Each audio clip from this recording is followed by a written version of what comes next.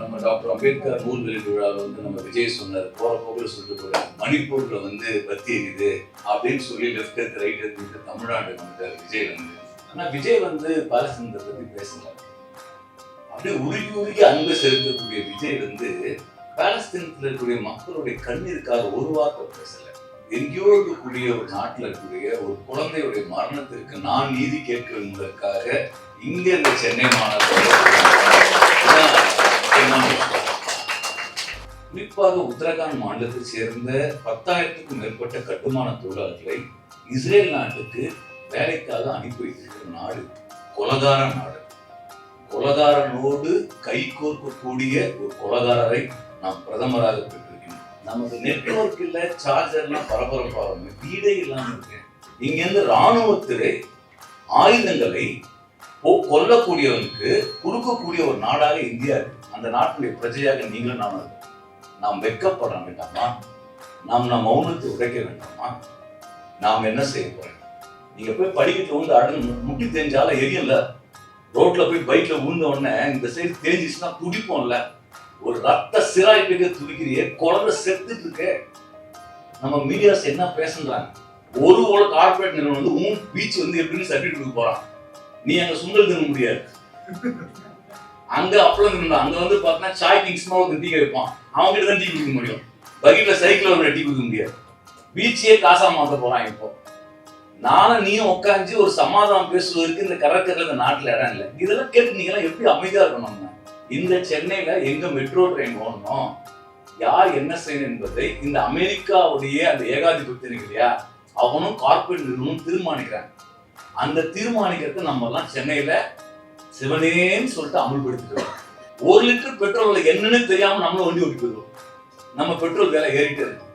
இந்த எண்ணெய் வளத்துக்காக தான் இந்த நாடுகளை வந்து அமெரிக்க ஏகாதிபத்தியம் வேட்டையாடி கொண்டிருக்கிறது.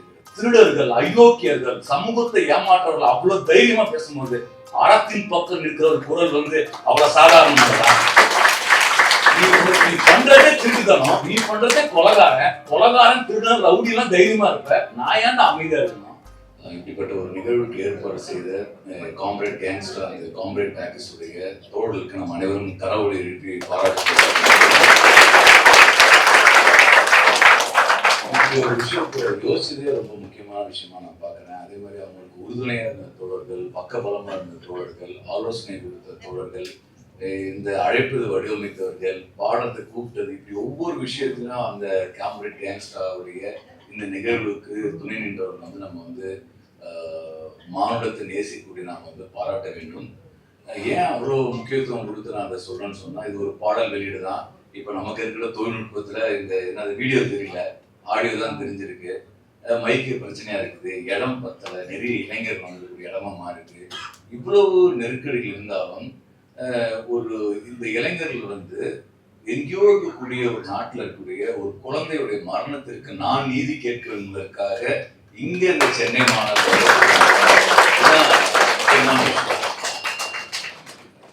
நம்ம டாக்டர் அம்பேத்கர் நூல் வெளியீட்டு விழாவில் வந்து நம்ம விஜய் சொன்னார், போற போக்கில் சொல்லிட்டு போயிட்டார், மணிப்பூர்ல வந்து பத்தி இருக்குது அப்படின்னு சொல்லி லெஃப்ட் எடுத்து ரைட் எடுத்து தமிழ்நாட்டுக்கு வந்துட்டார் விஜய் வந்து. ஆனா விஜய் வந்து பாலஸ்தீனத்தை பத்தி பேசல. அப்படியே உருகி உருகி அன்பு செலுத்தக்கூடிய விஜய் வந்து பாலஸ்தீனத்தில் இருக்கக்கூடிய மக்களுடைய கண்ணீருக்காக ஒரு வார்த்தை பேசல. ஏன்னா இவர் அடுத்த சீஃப் மினிஸ்டர் வரப்போறார். அவர் மட்டும் இல்ல, இன்னைக்கு சமூகத்துல தாங்கெல்லாம் பெரிய இடத்துக்கு வரணும்னு நினைக்கக்கூடிய எந்த மனிதர்களும் பாலஸ்தீனத்தை பத்தி ஒரு வார்த்தை பேசல. நம்ம தோழர் சொன்னாரு, 44,000 உயிர்கள் இறந்திருக்கு, பெரும்பாலும் குழந்தைகள், வீடே கிடையாது. நம்ம மழை பெஞ்சோன்னா முன்னிலை இப்போ மொபைல்ல சார்ஜர் கம்மியா இருக்கும், எல்லாருக்கும் அப்படியே பல கைக்குள்ள உதற ஆரம்பிச்சிடும். மொபைல்ல சார்ஜர் இப்ப இருக்கிற பெரிய பிரச்சனையே மொபைல்ல சார்ஜர் போயிடுச்சுன்னா சிக்குது. நெட்வொர்க் கிடைக்கலாம் பிரச்சனை. அந்த நெட்வொர்க்கும் சார்ஜரும் இல்லைன்னா நம்ம அத்தனை பேரும் பரபரப்பாயிடும். நமக்கு நெட்வொர்க் இல்ல, சார்ஜர்லாம் பரபரப்பாகும், வீடே இல்லாம இருக்கு. ஏன் இப்படி ஒரு போர் நடக்குது? சமகாலத்துல யாருமே பேசல. இதே தமிழ் மண்ணில இருந்து வாடிய பயிரை கண்ட போதெல்லாம் வாடினேன்னு சொல்லிட்டு வள்ளலார் கவி பண்ண பயிர் வாடினதுக்கே கவிப்பாடி இந்த மண்ணிலிருந்து உயிர்கள் மடிந்து கொண்டிருக்கும் பொழுது நாம் வேடிக்கை பார்க்கக்கூடியவர்களாக ஏன் இந்த காலகட்டம் மாறி இருக்கு? Break the silence. நம்முடைய மௌனத்தை உடைப்போம், நம் சமூகத்தின் மௌனத்தை உடைக்க வேண்டிய இடத்துல தோழர்களே, நண்பர்களே, இது ஏதோ ஊர்ல நடக்கிற விஷயம் இல்லை, இந்தியாவை நேரடியா பாதிக்குது. நம்முடைய செய்திகளை மிக லேசா கடந்து போறாங்க. இஸ்ரேல் ஒரு நாட்டை ஆக்கிரமிச்சு அழித்து ஒழித்துட்டு இருக்கிறாங்க. 44 உயிர்கள் இறந்திருக்கின்றது. இஸ்ரேல் நாட்டுக்கு எதிராக நீங்க நான் நிற்போம். யார் கொலை செய்யறானோ கொலைகாரனுக்கு எதிராக தான் நம்ம நிற்போம். குறைஞ்சபட்சம் நம்மளால எதுவும் பண்ண முடியும், மன அளவுலையாவது இந்த கெட்டவன் அழிஞ்சு போக மாட்டானா ஒரு சபிக்கவா செய்யணும், அவர்தான் பண்ண முடியும். ஆனா நம்முடைய நாடு என்ன செய்யுதுன்னா, இந்த நாட்டுடைய இந்திய அரசாங்கம், பாரத பிரதமராக இருக்கக்கூடிய மோடி அவர்கள் இங்க இருக்கக்கூடிய கட்டுமான தொழிலாளர்களை, குறிப்பாக உத்தரகாண்ட் மாநிலத்தை சேர்ந்த 10,000க்கும் மேற்பட்ட கட்டுமான தொழிலாளர்களை இஸ்ரேல் நாட்டுக்கு வேலைக்காக அனுப்பி வைத்திருக்கிற நாடு கொலகார நாடு. கொலகாரனோடு கை கோர்க்கக்கூடிய ஒரு கொலகாரரை நாம் பிரதமராக பெற்றிருக்கின்றோம். இந்த ஒரு கொலகாரத்தனத்துக்கு எதிராக ஏன் நாம் பேச முடியல? இயல்பா போயிட்டு இருக்கேன். ஒரு நாடு சாவடிச்சுட்டு இருக்கிறா, ஏன் நாங்கெல்லாம் இந்த சைடு நிக்கிறோம்னா, அந்த கவர்மெண்ட் இந்தியன் கவர்மெண்ட் கட்டுமான தொழிலாளி இங்க அனுப்புறாங்க, ஆயுதங்கள் சப்ளை செய்யறாங்க இஸ்ரேல். சென்னையில இருந்து ஒரு கப்பல் போச்சு, அதோட நிறுவனம் நம்ம ஏர்போர்ட் பக்கத்துல இருந்து. இடதுசாரி கட்சிகள் சார்பாக ஆர்ப்பாட்டம் நடத்தணும், பல அரசியல் கட்சிகள் கண்டுகொள்ளவே இல்லை. நம்ம நடத்தின ஆர்ப்பாட்டமே செய்தியே போடல ஊடகங்கள். இவன் ஆர்ப்பாட்ட கோஷ்டி ஏதாவது பண்ணு போன விட்டு போயிட்டேன்ட்டாங்க. இங்கிருந்து ராணுவத்துறை ஆயுதங்களை கொல்லக்கூடியவனுக்கு கொடுக்கக்கூடிய ஒரு நாடாக இந்தியா இருக்கு. அந்த நாட்டுடைய பிரஜையாக நீங்களும் நானும் இருக்கும். நாம் வெட்கப்பட வேண்டாமா? நாம் மௌனத்தை உடைக்க வேண்டாமா? நாம் என்ன செய்ய போறோம்? அங்க போர் நடக்கிறது இன்னைக்கு உலக சூழலே மாறி போச்சு. நண்பர் இப்போ நான் ஜஸ்ட் ஒரு கட்டுரை அஸ்வின் நாயர்னு ஒரு ஊடகவியலாளர் எழுதியிருக்காரு. இப்போ லேட்டஸ்டா என்ன டெவலப்மெண்ட் சொல்லிட்டு, இந்தியா என்ன செய்யலாம் என்ன பண்ணு சொல்லிட்டு, ஹமாஸ் இங்க இஸ்ரேல் அடிச்சு அந்த அடுத்து இன்னைக்கு உலகம் இருக்கக்கூடிய சூழ்நிலைனா வேற கட்டத்துக்கு வந்துருச்சு. ஃபாரின்ல போய் படிக்கலாம்னா முடியவே முடியாது. ஃப்ளைட் ஏறாது உனக்கு. மேல வானத்துல அடி குண்டு போட நீ என்ன பண்ணுவ? வெஸ்ட் ஏஷியா முழுக்க இன்னைக்கு பதட்டத்தின் உச்சத்தில் இருக்கிறது. இப்போ ஒரு நாட்டில் அதிபர் ஓட விட்டாங்க. எந்த நாடு? சிரியா. சிரியாவில் வந்திருக்கக்கூடிய கவர்மெண்ட் என்ன கவர்மெண்ட்? அது என்ன விதமான சிக்கல் உருவாக போகிறது? அந்த சிக்கல் நீங்களும் நாமும் சந்திக்க போற சிக்கல். உங்கள் படிப்புல, உங்களுடைய வேலை வாய்ப்புல இந்த உலகம் செயல்படல மிகப்பெரிய நெருக்கடி உள்ளாக்கக்கூடிய இடமா இருக்கு. உலக அரசியல் என்பது நெருக்கடியின் உச்சத்தில் இருக்கிறது. குறிப்பாக வெஸ்ட் ஏஷியா நடக்கிற விஷயங்கள் அது முழுக்க நம்மை பாதிக்கிற விஷயங்கள். இது யார் நடத்துறா? யாருக்காக இந்த யுத்தம்? யாருக்காக இந்த கொலைகள்? யாருக்காக பிஞ்சு உயிர்கள் மடிந்து கொண்டிருக்கின்றன? அப்படியே அம்மா தன்னுடைய குழந்தை, செத்து போன குழந்தை தூக்கிட்டு போய் யோசிச்சு பாருங்க. நீங்க போய் படிக்கட்டு அடங்கு முட்டி தெரிஞ்சாலும் எரியல. ரோட்ல போய் பைக்ல விழுந்த உடனே இந்த சைடு தெரிஞ்சிச்சுன்னா துடிப்போம்ல. ஒரு ரத்த சிராய்ப்புக்கு துடிக்கிறியே, குழந்தை செத்துட்டு இருக்க. நம்ம மீடியாஸ் என்ன பேசுறாங்க? எதுவுமே இதை பத்தி பேசல. இப்படி பேசாம தான் இருந்தோமா? கிடையாது. இதை விட உக்கிரமா பேசிட்டு இருந்த ஒரு சமூகம் இந்த சமூகம். ஏதோ இன்னைக்குதான் புதுசா கண்டுபிடிச்சு நீங்களும் பேச வரல. இந்த ஒடுக்குமுறைக்கு எதிராக இதே மண் இந்தியாவில் உலகத்துல எந்த மூலக்கும் நீதி கேட்ட மண். பாலஸ்தீன போராட்டத்தை ஆதரித்தவர் மகாத்மா காந்தி. இந்த நாட்டுடைய தேசப்பிதான சொல்லக்கூடிய மகாத்மா காந்தி, நாங்கள் பாலஸ்தீனியன் பக்கம் நிற்போம் என்று விடுதலைக்கு முன்பாகவே இந்திய தேசம் பாலஸ்தீனத்திற்காக இருப்போம்னா நாங்க சொல்லிட்டோம். நம்ம அன்றையிலிருந்து இந்தியா இருக்கின்றது. ஆனால் இன்றைக்கு இருக்கக்கூடிய மோடி அரசாங்கம் கொலை செய்யக்கூடிய நாடு எதுவோ இஸ்ரேலோ, அவர்கள் பக்கம் நம்ம நாடு நிற்கிறது. அதான் இன்னைக்கு இருக்கக்கூடிய ஒரு சிக்கல் உச்சம். இதே நாட்டில் நம்ம நெல்சன் மண்டேலா பத்தி நீங்க கேள்விப்பட்டிருப்பீங்க. அதே மாதிரி ஒரு நெல்சன் மண்டேலா இன்னைக்கு சிறையில் இருக்கார். 22 வருஷமா சிறையில் இருக்கிறார். அவர் பேர் என்ன? மர்வான் ஃபர்கோதி. பாலஸ்தீனத்தின் மண்டேலான்னு அழைக்கப்படுறார். யாசர் அரஃபத்துக்கு பிறகு அவர் தலைமை பொறுப்புல வர வேண்டிய ஒரு நபர். அவர் வந்தால் பாலஸ்தீனத்துல ஜனநாயகம் இருக்கும் அப்படின்ற ஒரே காரணத்துக்காக இன்னைக்கு இஸ்ரேல் சிறையில 22 வருஷமா இருக்கார். நண்பர்கள், நீங்க யாரா கேள்விப்பட்டிருக்கீங்களா? ஃபர்காத் மௌதூன் கூகுள்ல சர்ச் பண்ணி அவரை டிபி பிக்சரா வச்சுக்கிட்டீங்கன்னா குறைஞ்சபட்சம் இல்ல அவர் யாருன்னு சொல்லிட்டு 4 வார்த்தை எழுதி போடுங்க. அந்த இது பிரேக் த சைலன்ஸ் தெரியாத விஷயத்தை தெரிந்து கொண்டு உடைக்கிறது, அவ்வளவுதான். துப்பாக்கி தூக்கிமே எவன் சொல்ல வேண்டிய அவசியம் கிடையாது. கருத்துக்கெல்லாம் நம்ம யுத்தம் நடத்தலாம். ஆனால் ஃபர்காத் மௌதியை பத்தி இதே சென்னை மாநகரத்தில் இருக்க லயோலா கல்லூரியில் இருக்க ஒரு பேராசிரியர் அருண் கர்ணன் ஒரு பேராசிரியர் ஹிந்து நாளிதழில் ஒரு கட்டுரை எழுதினார். தலைப்பே பார்த்தீங்கன்னா மர்வான் ஃபர்கோதி பாலஸ்தீனத்தின் மண்டேலான்னு சொல்லிட்டு. இதே சென்னையில் இருக்க ஒரு பேராசிரியர் ஒருத்தர் கட்டுரை எழுதினார். அதை பற்றி தமிழ் ஹிந்து நாளிதழில் வந்து சில மாதத்துக்கு முன்பாக. அவங்க எப்படி தெரியுமா போராட்டம் பண்றாங்க? ஜெயில இருந்துட்டே படிக்கிறார். பல்வேறு பல்கலைக்கழகங்கள் காலேஜுக்கு இங்கிருந்து நான் சிறையில் இருந்து கொண்டு நான் என் உரிமை எப்படி நடத்துறேன்னு சொல்லிட்டு சிறையில படிச்சு கிட்டத்தட்ட பாத்தீங்கன்னா அந்த போராட்டத்தின் மூலமாக 500 பேர் சிறையில இருந்து பட்டம் பெற்றிருக்கிறார். என் வாழ்க்கையை அழிக்க போறேன், என் நாட்டை அழிக்க போறேன்னா நான் படிப்பால் உன்னை அடிக்கிறேன், நான் பட்டம் பெற்று உன்னை வந்து எக்ஸ்போஸ் பண்றேன்னு சொல்லிட்டேன்னா மர்வான் ஃபர்கூதி அவர்கள் தோழலும் செய்து கொண்டிருக்கிறார்கள். இவ்வளவு பெரிய நெருக்கடி வந்து என்னன்னா இன்னைக்கு வந்து யார் கொடுக்குறா, ஏன் நடக்குது? சிம்பிளா விஷயம்னா அமெரிக்க ஏகாதிபத்தியம். இந்த ஜெயம் ரவி ஒரு படத்துல சொல்லுவார், என்ன படம், உலக அரசியலை தெரிந்து கொள்ளணும்னு சொல்லிட்டு பேராண்மை படத்துல போர்டு எழுதி போடுவாங்க, உலக அரசியலை தெரிஞ்சுங்க, அப்பதான் உங்களுக்கு தெரியும். நம்ம வாழ்க்கையை பத்தி நீங்க என்ன மொபைல் யூஸ் பண்ணணுன்றத பத்தி நீ தீர்மானிக்கல நண்பா. நீ என்ன மொபைல் யூஸ் பண்ணணும்னு சொல்லிட்டு உலக ஏகாதிபத்தியம் தான் தீர்மானிக்குது. என்ன ஆப் நீ யூஸ் பண்ணணும், உன் முகத்தை வெளிச்சமா காமிக்கிறதுக்கு என்ன அந்த ஆப் இது பண்ணணும், எல்லாமே என்னன்னா நீங்களும் நானும் தீர்மானிக்கிறது இல்லை, மார்க்கெட் தீர்மானிக்குது, சந்தை தீர்மானிக்குது. இந்த கூட்டத்தை ஏன் நம்ம இங்க அழைச்சிட்டு நடத்தணும்? ஒரு மனித நேயத்தை நம்ம யாருக்கா சட்டம் ஒழுங்கு பிரச்சனையா? ஒரு மனித நேயம் இதே சென்னையில பீச்சில் கடற்கரையில எல்லாம் உட்காந்துட்டு நான் பாலஸ்தீனஸ்க்காக கவிதை பாடணும்னு சொன்னா அனுமதி கிடைக்குமா அந்த நாட்டுல? நம்ம கடற்கரை தான். இதே கடற்கரையில திலகர் பேசியிருக்கார், பாரதியார் பேசியிருக்கார், சுபாஷ் சந்திர போஸ் பேசியிருக்காரு. இந்த கடற்கரைலாம் சுதந்திர போராட்டத்துல அத்தனை தலைவர்களும் பேசினார்கள். நானே பேசியிருக்கிறேன் காலேஜ் ஃபர்ஸ்ட் இயர் படிக்கும்போது. ஆனா அந்த கூட்டம் தான் கடைசியா நான் பேச முடியல, அப்பதான் அவங்க முடிச்சானுங்க அந்த கதையை. நம்ம ஒரு பேரில் பொதுக்கூட்டனாலே வந்து அந்த பீச்சில் நடத்துறது தான். இப்ப போய் பார்த்தீங்கன்னா பிரசிடென்ட்ஸ் காலேஜ் இருக்கு, ஒரு செலவு வச்சிருப்பான் கல்வெட்டு திலகர் திகழ்னு சொல்லிட்டு. ஜனநாயகத்தை பத்தி வாய்க்கையே பேசணும், பீச்சில் போட்டு விட மாட்டேன்றானுங்க.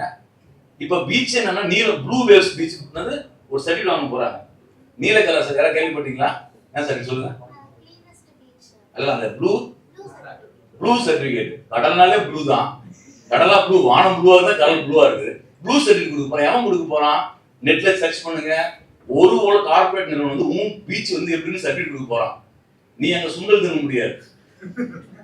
அங்க அப்பளம் தின்னா அங்க வந்து பார்த்தா சாய் கிங்ஸ்மா ஒரு டீ வைப்பான், அவங்க கிட்ட தான் டீ குடிக்க முடியும். பக்கெட்ல சைக்கிள் ஒரு டீ குடிக்க முடியாது.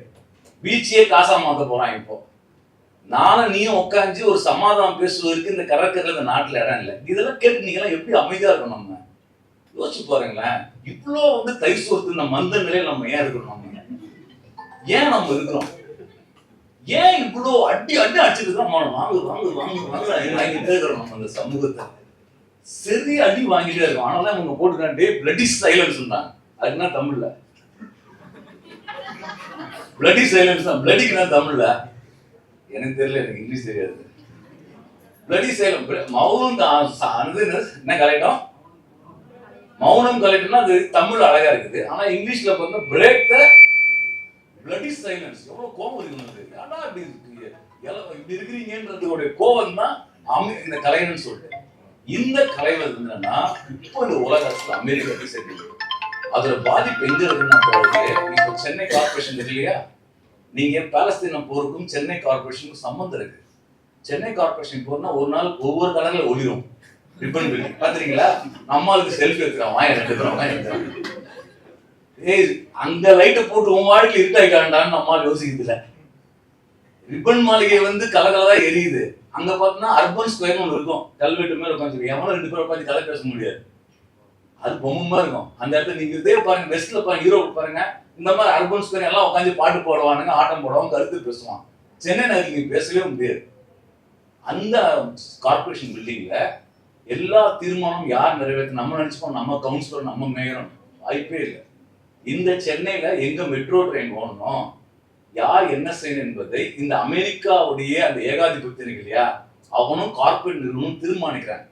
அந்த தீர்மானிக்கிறத நம்ம எல்லாம் சென்னையில சிவனேன்னு சொல்லிட்டு அமல்படுத்திட்டு.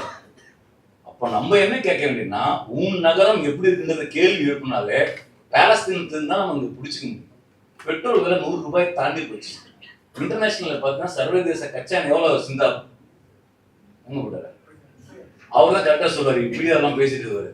ஒரு பேரல் நாம வந்து பொதுவாக சொல்றேன், ஒரு பேரல் கச்சா என்ன குறைஞ்சு போச்சு, க்ரூட் ஆயில் குறைஞ்சிருச்சு. நம்ம பெட்ரோல் ஆயில் 30 ரூபா குறைக்கணும் இந்த கவர்மெண்ட். யார் அந்த பணத்தை எடுத்துக்கிறா? அம்பானியும் அதானே எடுத்துக்கிறாங்க. நம்ம 100 ரூபாய்க்கு பெட்ரோல் போடனா, 50 ரூபாய்க்கு பெட்ரோல் போடனா, எவனுக்கும் 1 லிட்டர் பெட்ரோல் உங்களுக்கு தெரியாது, எனக்கு தெரியாது. யாருக்கோ ஏன் நம்ம தான் 2 வீலர்ல பெட்ரோல் போடுறோம், நம்ம 100 ரூபாய்க்கு பெட்ரோல் போடு, 30 ரூபாய்க்கு பெட்ரோல் போடணும் தெரிஞ்சு சில டைம்ல. ஏன்னா பைசால இருக்காது, ஜிபேல 30 ரூபாய்க்கு போட்டு விடணும்னு அவன்கிட்ட கேட்டு நம்ம போட்டு போயிட்டு இருக்கோம். 1 லிட்டர் பெட்ரோல் என்னன்னு தெரியாம நம்மளும் வண்டி ஓட்டிட்டு இருக்கோம். நம்ம பெட்ரோல் விலை ஏறிட்டே இருக்கு. இந்த எண்ணெய் வளத்துக்காக தான் இந்த நாடுகளை வந்து அமெரிக்க ஏகாதிபத்தியம் வேட்டையாடி கொண்டிருக்கிறது. அந்த வேட்டையாடுதல பாதிக்கப்படக்கூடியவர்களாக உலகம் முழுக்க இருக்கிற மக்கள் இருக்கிறார், நாமும் இருக்கின்றோம். இதற்கு தான் ஒரு கிளர்ச்சி இன்னைக்கு தேவைப்படுகிறது. கிளர்ச்சி வந்து என்னன்னா 70ல இதே உலகத்துல வியட்நாம் யுத்தத்துக்காக போராடினாங்க. உங்களுக்கு தெரியுமா தெரியல, அமெரிக்கன் எம்பசி எங்க இருக்கு? அந்த அமெரிக்கன் எம்பசி சுத்தி எவ்வளவு போலீஸ் நினைக்கிறாங்க பாத்தீங்களா? மாடி மேல நிப்பான் சார், மாடி மேல நல்லது பிரிட்ஜ் மேல நிப்பாப்புல. எனக்கு அந்த ஒரு ஒரு 5 நிமிஷம் நின்று பாத்து என்னதான்டா பண்றான், ஒரு நாள் மொபைல் கூட பார்க்க முடியல. ஏன்னா அவனை பார்க்கறதுக்கு ஒரு கேமரா இருக்கு. இந்த போலீஸ் என்ன பார்த்து அவனுக்கு ஒரு கேமரா வச்சிட்டாங்க. அந்த அமெரிக்கன் எம்பசி அமைதியா இருந்தாலே அந்த ஊர்ல இருக்கிற மக்கள் வந்து மொக்கனா இருக்கும், நம்ம எல்லாம் மொக்கையா இருக்குன்னு அர்த்தம். உலகத்தில் அதிகமாக எரிக்கப்பட்ட ஒரு நாட்டின் கொடி அமெரிக்க நாட்டின் கொடி. அமெரிக்க நாட்டுக்கு எதிராக எந்த நாட்டுல வந்து போராட்டம் அந்த நாட்டு மக்கள் சூடு சொரணியோடு இருக்கான்னு அர்த்தம். நம்ம எப்படி இருக்குன்னு நீங்க பாத்துங்க. நம்ம ஊர்ல வந்து அமெரிக்கன் எம்பசிங்களே போக முடியாது. ஆர்ப்பாட்டம் பண்ணலன்னா அமெரிக்கன் எம்பசில அனுமதிங்களே கொடுக்க மாட்டாங்க. இங்க இருக்கக்கூடிய நீங்க யோசிங்க, கட்டாயம் நடக்கணும். நீ உண்மையிலே மானுடத்தை நேசிக்கக்கூடிய ஒரு இளமை ஆளா இருந்தா உண்மையிலே வந்து இது நான் வந்து ஒரு மனித நேயத்தை விரும்பக்கூடியவர்களே, எல்லா மனுஷனும் சமம் நினைக்கிறேன். ஒரு உயிர் போனா எங்க குரல் கொடுக்கணும்? அமெரிக்க எம்பசி முன்னாடி போராட்டம் நடக்கணும், அங்க நடக்கணும் போராட்டம். அப்பதான் அவனுக்கு இருக்கும் இந்த நாடு வந்து எப்படி எதிரொலிக்கின்றது. நீங்க பத்திரிகை பாருங்க, அமெரிக்கன் பல அதிகாரிகள் வந்து முதலமைச்சர் சந்திக்கிறாங்க. இதெல்லாம் நீங்க நுட்பமா செய்தியை படிங்க. நீங்க எதுல இன்ஸ்டால படிப்பீங்களோ எதுல படிப்பீங்களோ நியூஸ். ஆனால் இங்க என்ன நடந்திருக்கு நம்ம படிச்சாதான், நீங்க படிச்சாதான், தெரிஞ்சாதான் மாறும். பெரியார் அன்னைக்கு இருந்தாரு, பெரியார் இருந்தாரு, அம்பேத்கர் இருந்தானே, அடுத்த யாராவது வயிற்றுல பெற்று எடுக்க முடியுமா? தனியா பெரியார ஒரு அம்பேத்கர் எடுக்க முடியுமா? இங்க இருக்கு நீங்க தான் மாற முடியும். இங்க இருக்கக்கூடிய ஒரு இளம் பெண்ணும் ஆணும் தான் 2 பேர் பாடினாங்க. 2 பெண் தோல் எவ்வளவு அழகா 3 பேர் பாடினாங்க. அந்த இப்ப நம்ம பாடின பாட்டு இது நமக்குள்ள கூடிய ஒரு உணர்வை ஏற்றுக்கொள்ள வேண்டிய விஷயம் இருக்கு. இல்லைன்னு நினைச்சீங்களேன் நம்முடைய சமூகம் அடுத்த கட்டத்துக்கு போவார். இந்தியாவில் சாதி ஒழிப்புக்கு எதிராக தந்தை பெரியார் காலத்துல பேசணும்னா நம்ம இப்ப பேசுறது. பெரியார் பேசின வார்த்தை இப்ப பேசினா நம்மள உள்ள வச்சிருவோம். பெரியார் சொன்னது திரும்பி நான் பிட்டு போட்டேன்னு வச்சுக்கோ, இவர் வந்து சமூகம் அமைதியை குறைத்து விட்டான்னு சொல்லிட்டு நம்மள உறுதி வச்சிருவாங்க. அப்புறம் பெரியார் சொன்னான்னு சொல்லுவோம். 50களில் 60களில் நம்ம சமூகத்தில் நடந்த ஒரு காத்திரமான உரையாடல் கூட இந்த நியூ லிபரல் எராவில் 2024 நடக்கல. அந்த பிளடி சைலன்ஸ் வந்து என்னன்னா நம்ம வந்து நொறுக்க வேண்டியது. அதை நம்ம எல்லாம் கூட்டா சேர்ந்து பண்ணணும். இன்றைய உலகம் மாறிடுச்சு. பாலஸ்தீனத்தில் இருக்கக்கூடிய அந்த மேற்கு உலக நாடுகள், வெஸ்ட் ஏஷியா நாடுகளுடைய இந்த பிரச்சனை வந்து வேற ஒரு கட்டத்தில் என்ன தீர்வு நடக்கும் எனக்கே சொல்லவே.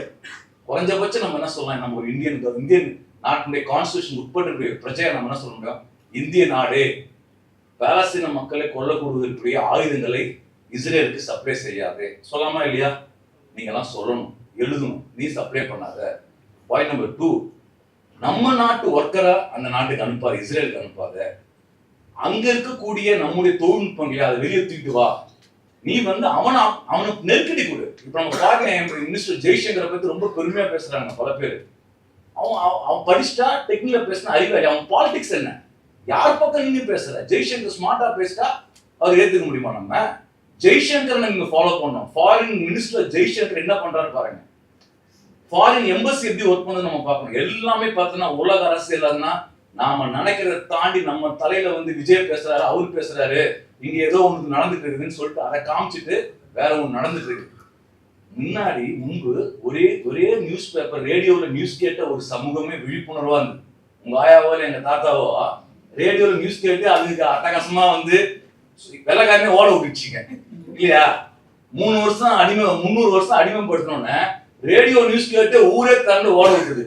நம்ம கிட்ட தோசைகள் சைஸ்ல இதை வச்சுக்கிட்டு தட்டினா எல்லா நியூஸும் வருது, ஆனா ஒன்னும் பண்ணாத அமைதியா இருக்கு. அந்த பிளடி சைலன்ஸ் வந்து தலைய வேண்டும். அதுதான் இன்னைக்கு நமக்கு முன்னாடி கட்டாயம் நம்ம மாற்றத்தை உருவாக்க முடியும். இந்த சமகாலத்தில் நீங்க மாற்றத்தை உருவாக்க முடியும். நீ கட்டாயம் செய்யும், அதெல்லாம் பெரிய விஷயமே கிடையாது.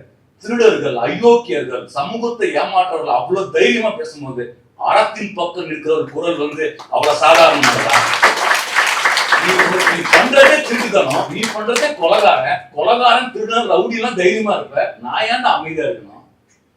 அந்த அமைதியை நான் உடைக்க போறேன். அந்த சைலன்ஸை உடைக்கணும். அதான் முக்கியம். நம்முடைய நேர்மையானவர்கள், மனிதர்கள் நேசிக்கக்கூடிய மானுட காதலர்கள், அவர்கள் வந்து என்னன்னா அந்த அராஜகத்துக்கு எதிராக அமைதியா இருப்பது நம்ம உடைக்க வேண்டிய அவசியம் இருக்கின்றது. கட்டாயம் வந்து அந்த காலகட்டம் வந்து இப்பதான் உலகமே வேற கட்டத்துக்கு வருது. 70s ஒரு உலகம் இருந்தது, பிஃபோர் இண்டிபெண்டன்ஸ் ஒன்று இருந்தது. அதுக்கப்புறம் 80s இருந்து நம்ம மௌனராகம் படம் மாதிரி தான் மெதுவா போய் லவ் பண்ணிட்டு மெதுவா வரக்கூடிய 80s மியூசிக் தான். இப்பதான் 2020 வந்து அனிருத் மியூசிக் மாதிரி. நான் இசையில சொல்ல ஒரு இது சொல்றேன், வேகமா பாடுறதுக்காக உங்களுக்கு இசை ஞானத்துல சொல்றேன், வேகமா இருக்க சொல்றேன். ஸோ 2020 வருதுன்னா வேற வேகம் பீக் எடுக்கக்கூடிய ஒரு காலகட்டம் இருக்குது. இது உலக அரசியல் இருக்குது.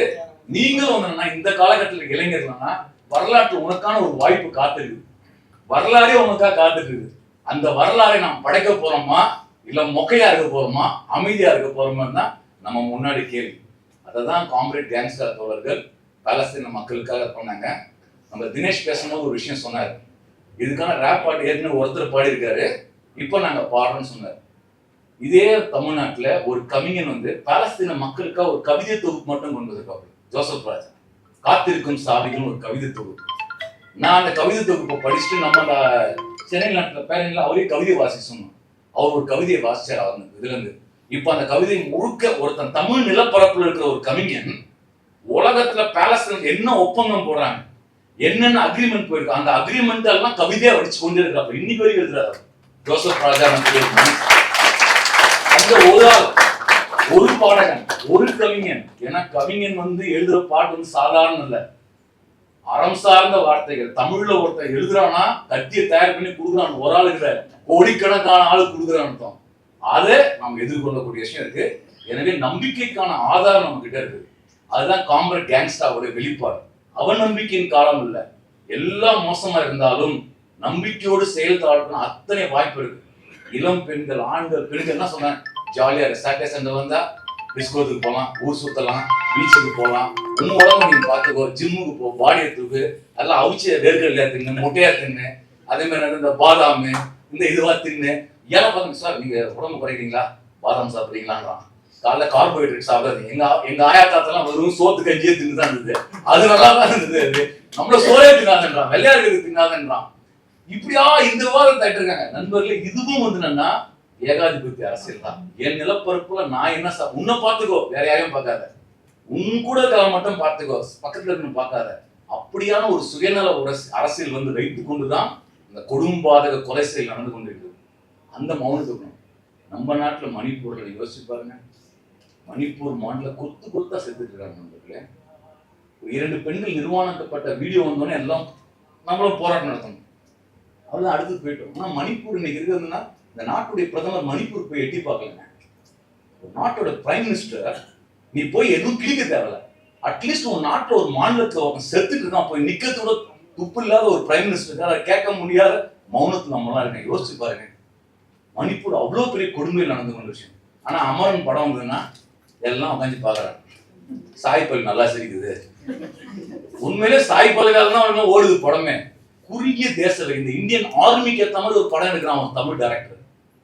அதை ஸ்டேட் என்கரேஜ் பண்ணுது. நீங்க யோசிச்சு பாருங்க, எப்படி ராணுவம் வெளியே தூக்குறாங்க பாருங்க, குறுகிய தேசிய வெளியே தூக்குறாங்க. நீ என்னால இந்திய தேசிய உணர்வு எனக்கு தோணுது, நான் எனக்கு தெரியும். ஆனா சினிமாவில் எப்படி அமரன் படம் ஓடுது பாருங்க, ஓட வச்சாங்க பாருங்க, யார் ஓட வச்சா. இது உட்பட நம்ம வந்து யோசிக்க வேண்டியிருக்கின்றது. இது நம்ம காலகட்டத்தில் மிக முக்கியமான ஒரு நெருக்கடியில் இருக்கின்றோம். உலகம் வந்து மிகப்பெரிய ஒரு நெருக்கடியில் இன்னைக்கு நாளையும் இல்லை. நீங்க பாருங்க, ஒவ்வொரு நாளும் செய்திகள் இருக்கின்றது. இதற்கு எதிராக நாம் வந்து பாலஸ்தீன மக்கள் குரல் கொடுப்பது மூலமாக நாம் நம்முடைய அமைதியை, நம்முடைய மௌனத்தை கலைத்து ஒரு மாநில நேயத்தை வந்து உரத்தி பிடிப்போம். இந்த சென்னை மாநகர் சாதாரண ஊரில் இந்தியாவிற்கு மிக முக்கியமான நகரம், இந்தியாவிலே முதல் தொழிற்சங்கம் உருவான நகரம் இந்த சென்னை மாநகரம்.